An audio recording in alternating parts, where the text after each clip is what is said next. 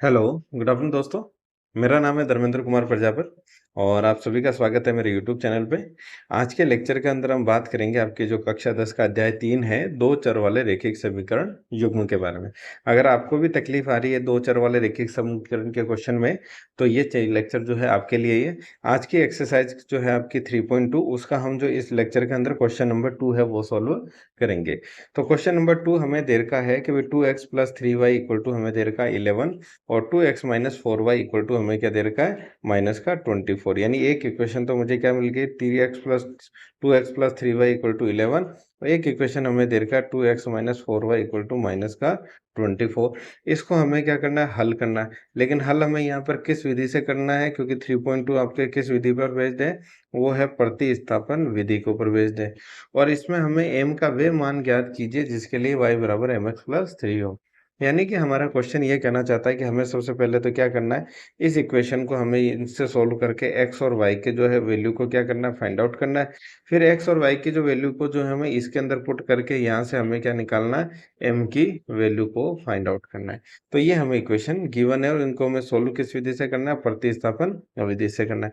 तो प्रतिस्थापन विधि का क्या मतलब है वो हम जानते हैं कि हमें एक जो इस इक्वेशन को किसके फॉर्म में लाना है, एक वेरिएबल के फॉर्म में लाना है। उस वेरिएबल की वैल्यू को हमें क्या करना है इसके अंदर पुट कर देते हैं।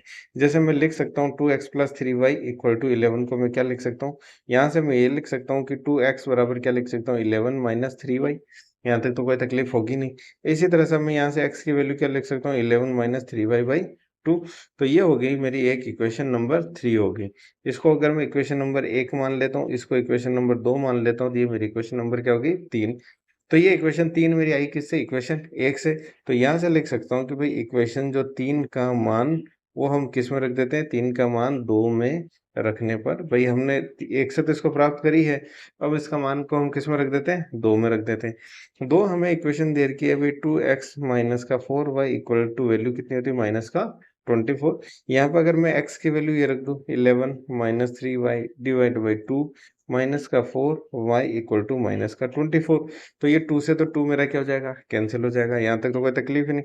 इसको ओपन करते हैं कोष्टक को, तो ये कितना आया 11 - 3y - 4y = माइनस का 24। तो ये 11 चला गया इधर, -3y और माइनस का 4y कितना हो गया माइनस का 7y, ये माइनस का 24, ये प्लस का 11 इधर आ जाएगा तो कितना हो जाएगा माइनस का 11।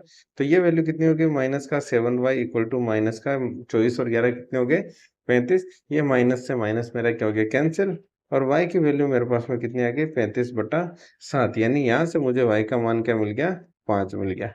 यानी कि इस इक्वेशन से मुझे इक्वेशन नंबर 2 से y की वैल्यू क्या मिल गई 5 मिल गई।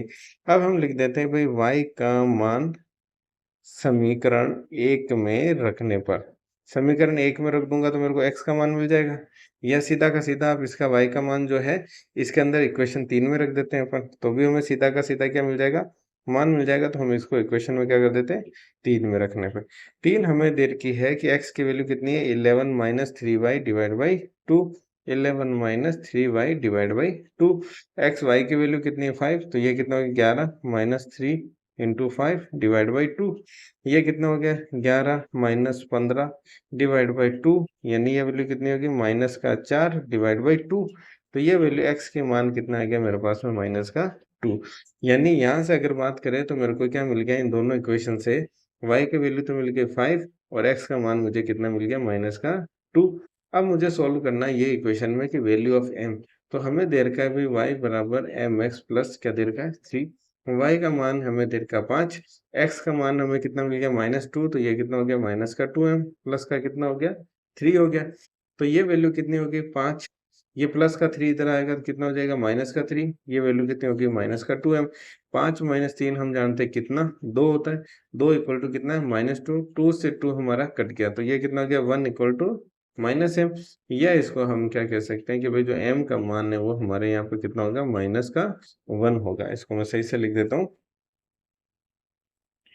तो यहाँ से हमें क्या मिल गया कि जो m है m का मान हमें कितना मिल गया माइनस का 1 मिल गया। यही मेरा इसका क्या है आंसर है। क्वेश्चन में हमें यही पूछा है कि हमें क्या करना था, इन दोनों इक्वेशन को क्या करना था हमें सॉल्व करना था। दोनों इक्वेशन को सॉल्व करके मुझे x और y की वैल्यू फाइंड आउट करनी थी। किस विधि से करनी थी, प्रतिस्थापन विधि से करनी थी। और प्रतिस्थापन विधि से जब हमने x और y का मान फाइंड आउट कर लिया, उस x और y के मान को हमने इस इक्वेशन के अंदर पुट करके क्या कर लिया, m की जो वैल्यू है वो हमने फाइंड आउट कर ली। तो इसी के साथ मेरा ये क्वेश्चन जो है वो समाप्त हो जाता है।